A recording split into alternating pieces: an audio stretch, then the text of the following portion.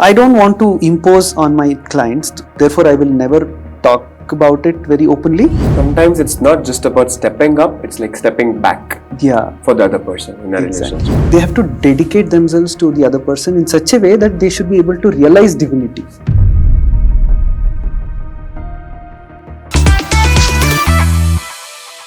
So, and all through our discussions, there was one thing very interesting for me, and that is how especially you are trying to bridge that gap between the ancient wisdom that we have and the modern day emotional or the mental health struggles. And you also spoke about value systems, about family values. So my question is, how do you think Indian ancient values or Indian wisdom, cultural wisdom is very important or is very helpful when it comes to mental health or emotional balance? How do I incorporate Indian system, Indian knowledge system into my practice is by, I don't use it in very obviously with my clients because it looks like I'm imposing my thought system, my value system onto them. And when that happens, people become... obviously.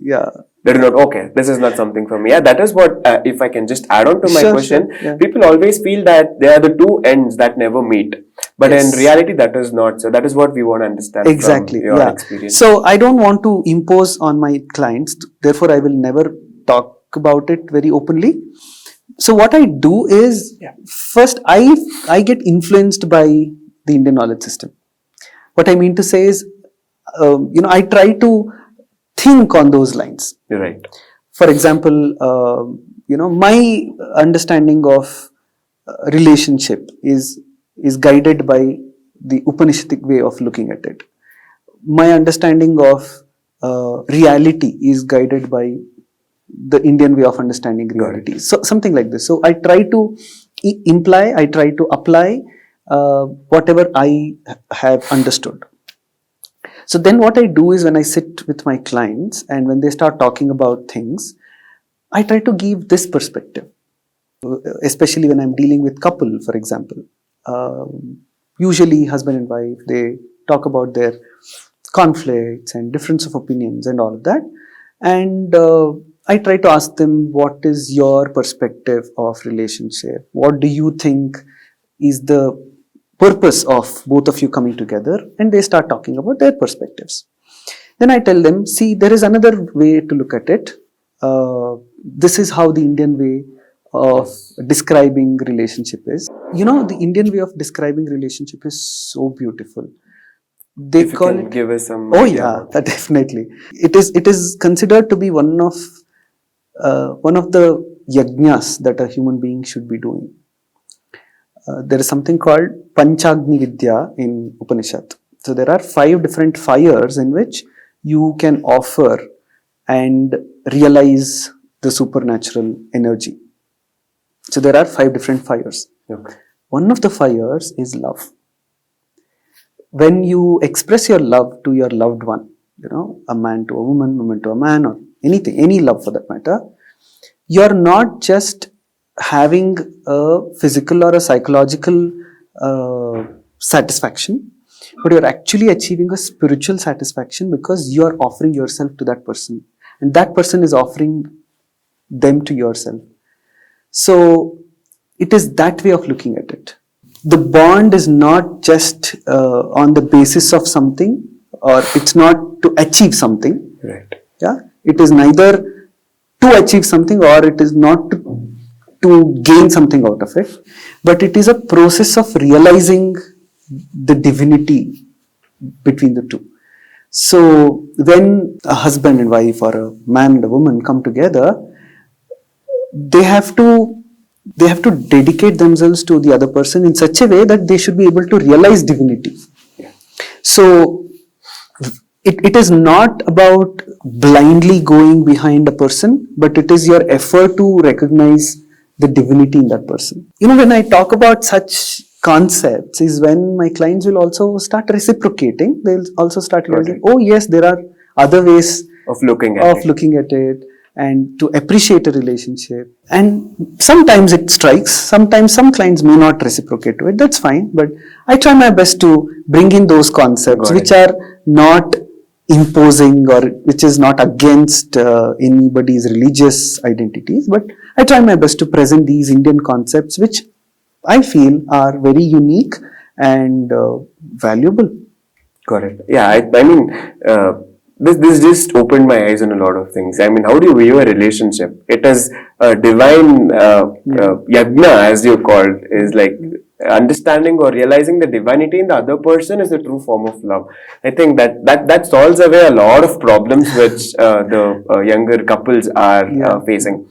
So, just to add one point yeah. there, I what I feel is nowadays a lot of people who are into relationship, what they run behind is to realize that ideal thing, right? You know, my husband should be doing ABCD, my wife should be doing ABCD. So it is all about what I get.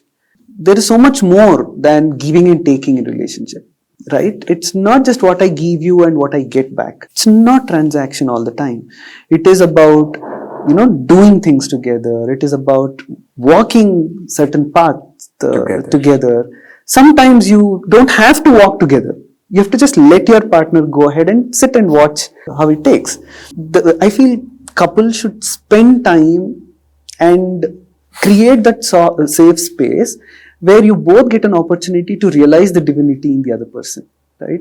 You know, one story that comes to my mind all the time is Krishna and Satyabhama. They went to attack Narakasura, right? So, you know, Krishna could have killed Narakasura directly, but he made sure that Satyabhama can do this. So he stood back and gave Satyabhama the space to express her strengths and her valor, and that became a history. Even today, we all celebrate Satyabhama because of her valor and her ability to pull down a mighty person like Narakasura, right? And that gave so much of bonding between Krishna and Satyabhama that she started being more and more affected and connected with Krishna because of this. Got it. So sometimes it's not just about stepping up, it's like stepping back for the other person in a relationship. Exactly. Right. So now rightfully that you mentioned about Krishna, I really want to talk about Mahabharata. Okay. Because, you know, let me just give you a small, you know, how I view it. I mean, probably I would have read this somewhere, I do not actually remember, but how I view Mahabharata is that the Pancha Pandavas are actually related to our five senses. Correct. And there is always a sixth Pandava, Karna, and we also sometimes feel our sixth sense, right? And all Mahabharata, what it teaches us is how do you conduct these five senses in a rightful manner. So my question or my trying to understand is, how do you think Mahabharata, especially as this wonderful epic that India has gifted the whole world, I can say, is actually helpful in our day-to-day life, even in this modern day world? Okay.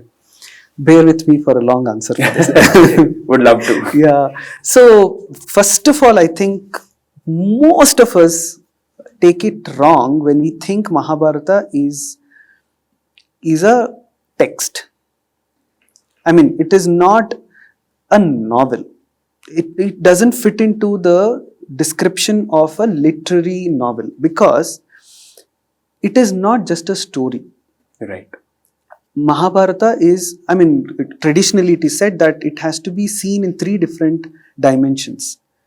There is a literal interpretation of Mahabharata, there is a divine interpretation of Mahabharata, there is a spiritual interpretation of Mahabharata. Got it. So, what we understand as a story, the fight between Kauravas and Pandavas, is not only about two people or two group of people coming together and fighting for their right on a piece of land. Yes, that's a fact, but it doesn't limit to that. So that's why I said it's not just a novel where certain characters come and certain characters go. Or it is also not about symbolic representation of these characters. There is much more, there is so much beyond this idea. So, how Mahabharata should be understood is, I think, is this way: that first, it is a story with moral ideals. So, it is telling us some moralities and moral aspects, which is to do with what is righteousness, what is your dharma, what is adharma, Right conduct. right conduct, and how do you treat another person. Right. All those moral principles that we need, and of course that is need of the day. I mean, in modern world where people are compromising on their morality and ethics, I think Mahabharata preaches so much of morality, so much of ethics. I can go on with examples of stories, but yeah. So first chunk or first layer, first level, first phase of looking at Mahabharata is to look at the moralistic approach of it. Got it. The second aspect is the divine approach, right? So every character have their own divine expressions, something that we should realize among ourselves. Like you said, the five senses, Pandavas are the five senses and Kauravas are the n number of stimuli that we have, distractions that we have, and there is constant fight between our sense organs and the stimulus outside. So these are the divine expressions, right? So, my ability to see is my divine expression. If I see good things, then it becomes a divine sight. If I see negative things, then it is the negative sight. So similarly, you can look at it from all those dimensions. So that's the second level where you look at things from a divine expression perspective. Right. The third is the most interesting part, is the spiritual expression. Divinity and spirituality, or morality and spirituality, are so different. Okay. Right? So what Mahabharata teaches us is the realities in life and what should we aspire in our lives, right? I mean, if you ask me to summarize or my takeaway from Mahabharata, there are so many things. One thing that I realize is Pandavas fought. They fought and they lost their own children. The Upapandavas were lost. Parikshita was attacked. So literally Pandavas had to take care of their kingdom even at the end of their life. Maybe they ruled their righteous place of land only when most of them were aged about 70, 75, 80 years of age. So you fought and you got what you desire only at the end of your life. And what they achieve. So what Pandavas taught us is you have to fight for what is your right. You have to prove your strengths. You have to claim your what is meant for you. But that is not all. The life pursuit is always over and beyond what is mundane. So that is spirituality, to realize life beyond what is limited or beyond what is materialistic achievement is what is, I think, Mahabharata is trying to tell us. Amazing. I'm amused by the answer you gave. At the present day century, we see a lot of rape cases. We see domestic violence. People treating women in the meanest way they can. Project her to be a vulnerable, meek lady. Draupadi's character is extremely versatile. I mean, it has so many shades in it, and unfortunately, we have failed to capture that. Dharma is what is universal good.